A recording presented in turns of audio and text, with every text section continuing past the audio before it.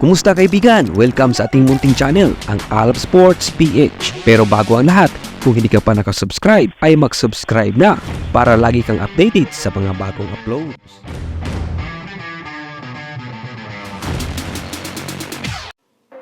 Nakuha ni Reggie Suganov ang WBO Global Light Flyweight title laban kay Venezuelan Ronald Chacon. Si Reggie Filipino Penom Suganov ng Duis Bohol ay nagwagi laban sa Venezuelan veteran na si Ronald Chacon sa main event ng Kumong Bulanon 12 noong Sabado November 4. Nanalo ang 26 anyos sa nating world title contenders sa kanilang international regional title fight sa Bohol Wisdom School Gym sa Tagbilaran City.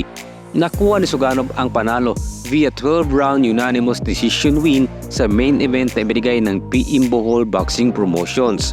Sa kanyang tagumpay, nasungkit na Suganov ang World Boxing Organization WBO Global Light Flyweight title na siyang magbabalik sa kanya sa world rankings. Si Suganov ang naging pangalawang Filipino boxers na nakakuha ng WBO Global Belt at ang dating 3-division world champion na si John Riel Casimero ang reigning WBO Global Super Bantamweight Champion. Sila ngayon ang may hawak sa bagong WBO Regional Title Belt.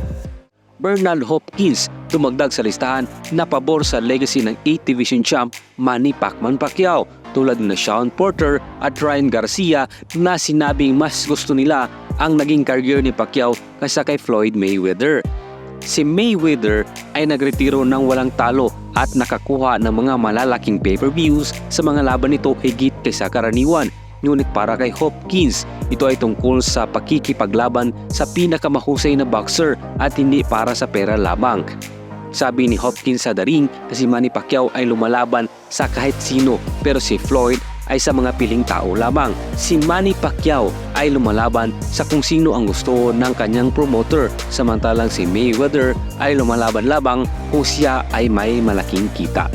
Samantala, nasa number 13 si Manny Pacquiao sa the best pound-for-pound boxers of all time ng yardbarker.com kung saan si Floyd Mayweather ay nasa number 17 lamang.